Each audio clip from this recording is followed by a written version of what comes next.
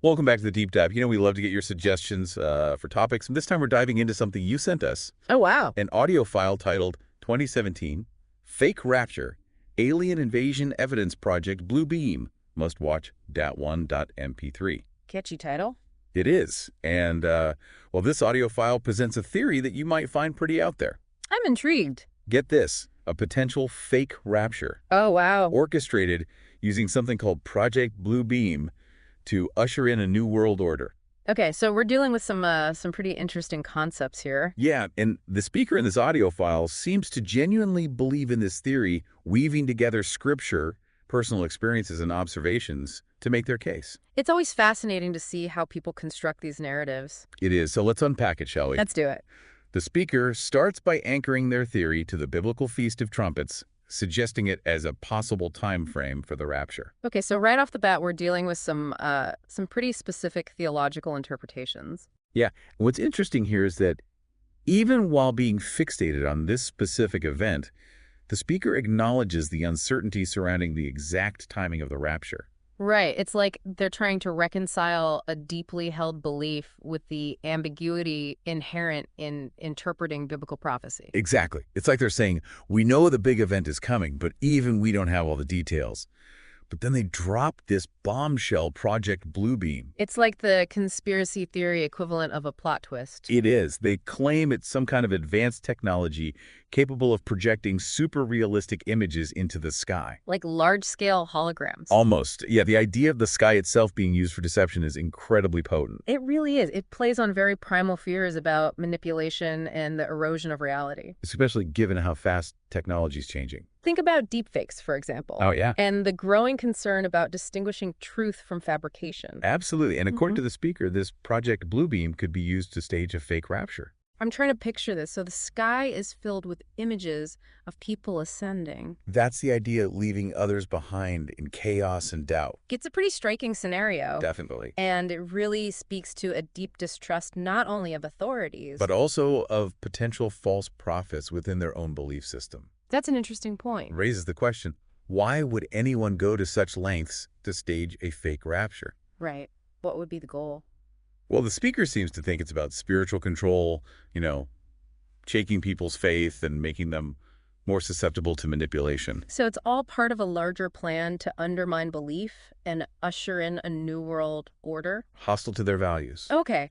I'm trying to understand the logic here, but I'm struggling with how a fake rapture would actually achieve that goal. Yeah. I mean, you'd think true believers would see through the deception. And become even more solidified in their faith.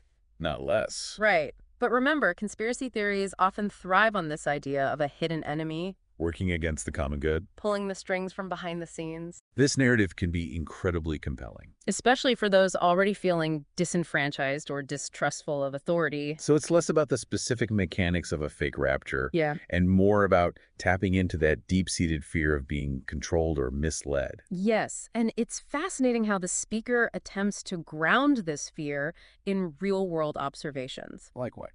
They point to weird lights in the sky and those vast fields of solar panels we're seeing pop up everywhere. As potential evidence of Project Bluebeam being tested. They even suggest that these solar panels might be powering the massive projectors needed for this elaborate hoax. Hold on a second. Solar panels powering sky-sized holograms. It's a bold claim. I'm no tech expert, but isn't that a bit of a stretch?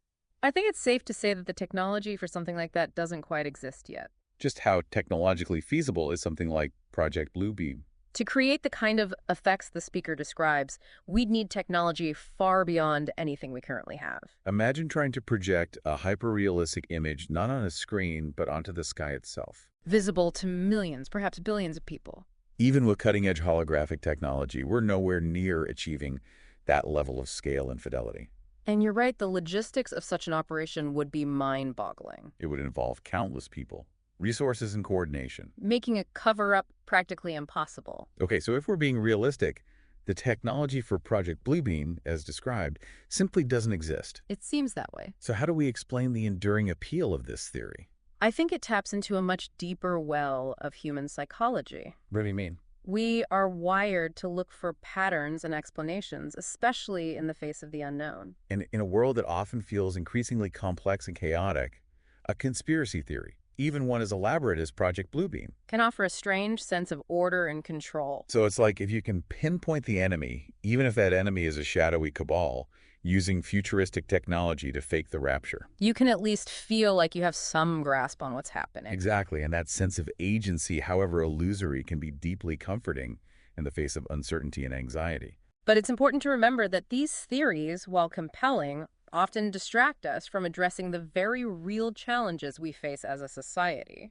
Instead of getting bogged down in hypotheticals about sky-projected holograms. Perhaps we should be focusing on developing critical thinking skills to discern truth from fiction in an increasingly complex information landscape, That's a great point. It's not about dismissing people's beliefs outright. but rather encouraging them to apply critical thinking and healthy skepticism to the information they encounter. So while the technology behind Project Bluebeam might be pure science fiction, the anxieties, it reflects anxieties about control manipulation and the unknown, are very real. Absolutely. And those anxieties are something we'll delve into further as we continue our deep dive into this fascinating, albeit unconventional theory. I can't wait. Me neither. It's worth noting that the speaker's belief in Project Bluebeam is very closely tied to their interpretation of the biblical Feast of Trumpets. Yeah, I remember them saying that this period holds special significance, potentially aligning with the timing of the rapture. So what's the significance of the Feast of Trumpets, and how does it factor into their theory? Well, the Feast of Trumpets is a time of reflection and repentance in the Jewish tradition, Okay.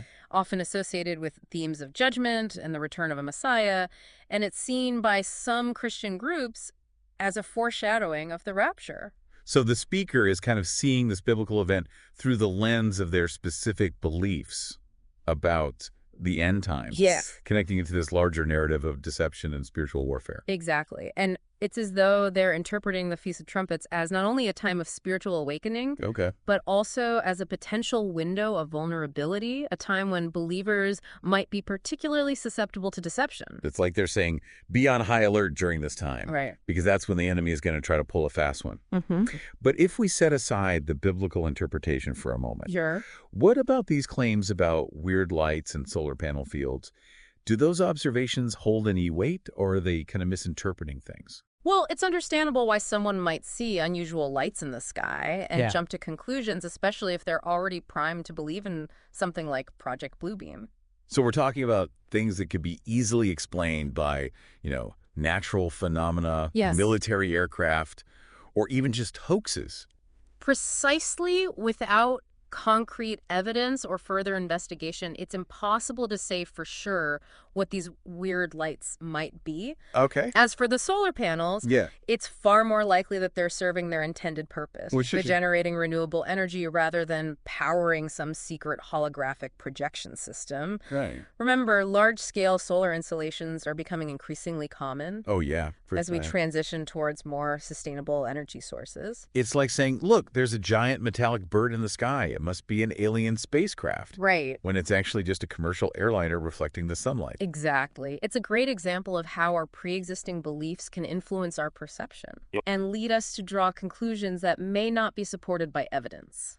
It's like looking at a cloud and seeing a rabbit, because you're expecting to see a rabbit. Precisely. So how do we reconcile the speaker's fervent belief in Project Bluebeam with the lack of any real-world evidence to support it? Well, it's more nuanced than just a matter of faith versus fact. Okay.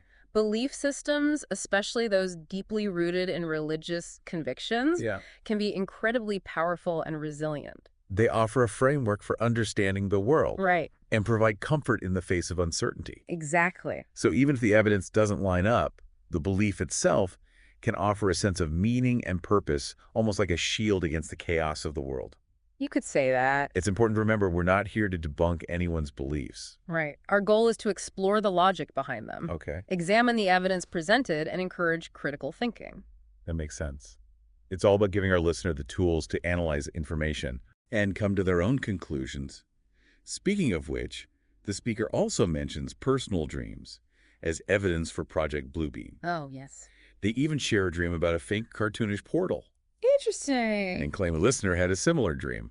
Okay. So how much weight should we give these personal experiences? Well, dreams can be vivid and emotionally charged, Oh, yeah, for sure. and they often reflect our waking concerns and anxieties. I can see that. It's not uncommon for people to attach special significance to dreams. Especially when those dreams seem to align with their existing beliefs. Exactly. You have a vivid dream that confirms a fear you already have, Right. and it can feel like a message from beyond.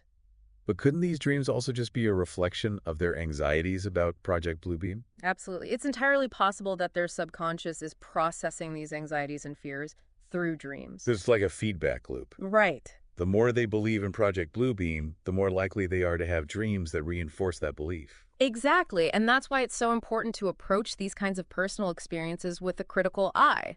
It's not about dismissing them entirely, Right. but rather understanding the psychological factors that might be at play. This is all very interesting, but I'm still struggling with the why of it all. Okay. Even if we entertain the idea of Project Bluebeam for a moment, Sure. what would be the end goal of such a massive deception? What's the supposed payoff for orchestrating a fake rapture?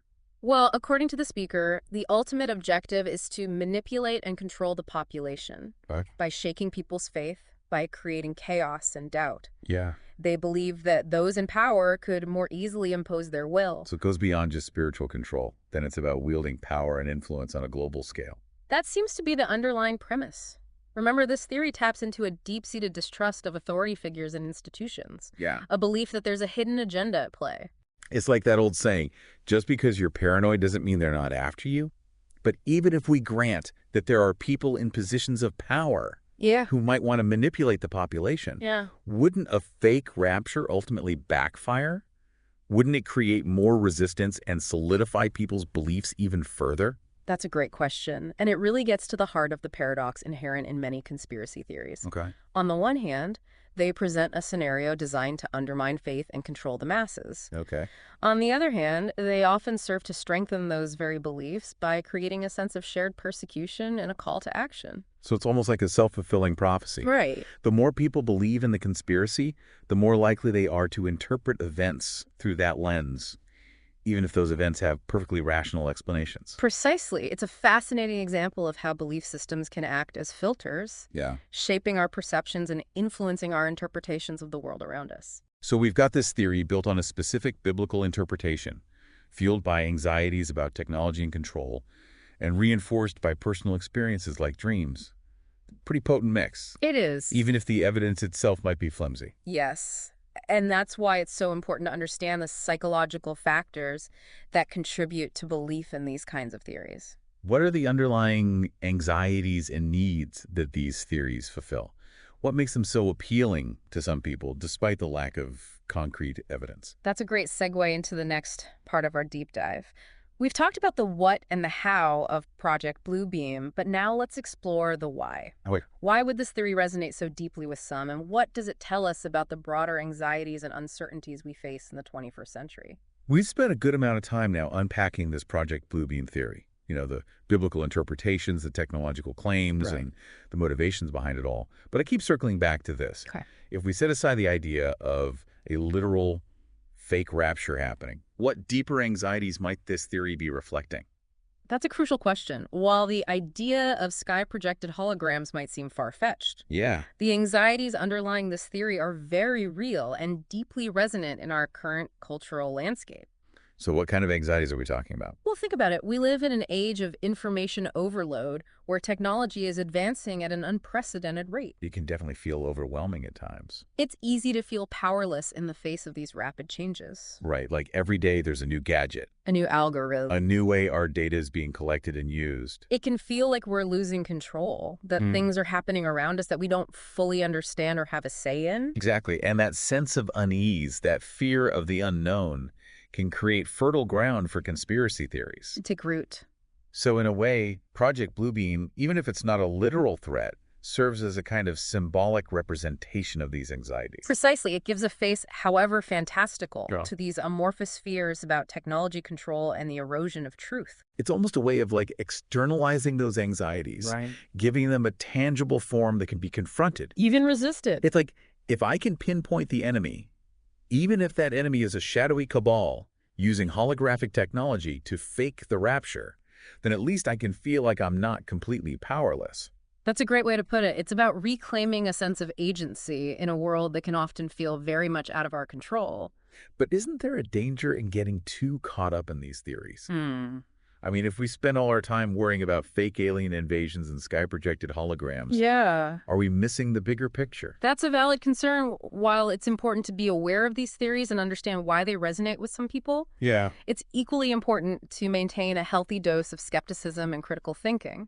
So how do we strike that balance? How do we acknowledge these anxieties without getting swept up in them?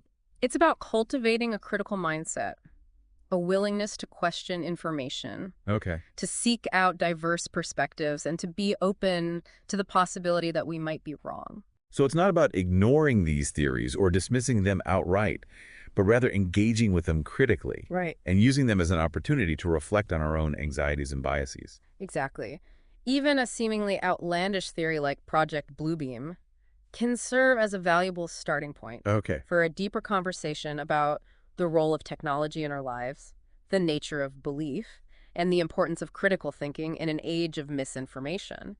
You know, as we've been talking, I've been thinking about the speaker in that audio file. Yeah, They clearly feel very strongly about this. they do. And they're trying to warn others to protect them from what they see as a very real threat. And that sincerity is something we should acknowledge. It's easy to dismiss conspiracy theories as the product of paranoia or delusion, Right. but often they stem from a genuine desire to understand the world and to feel safe within it.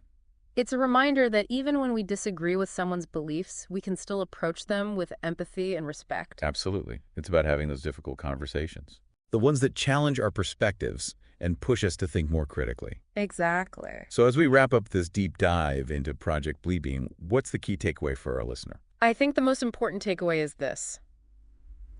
Be curious, Okay. be critical, and be open to new information. Question your assumptions, examine the evidence, and don't be afraid to change your mind. Remember, the journey of understanding is ongoing. And there's always more to learn. Beautifully put. It's not about having all the answers, Right. but rather about embracing the process of inquiry and discovery. Exactly. And sometimes even the most outlandish theories can lead us to unexpected insights.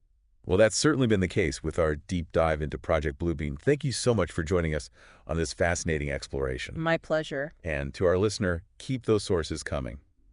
You never know what rabbit holes we might find ourselves tumbling down next.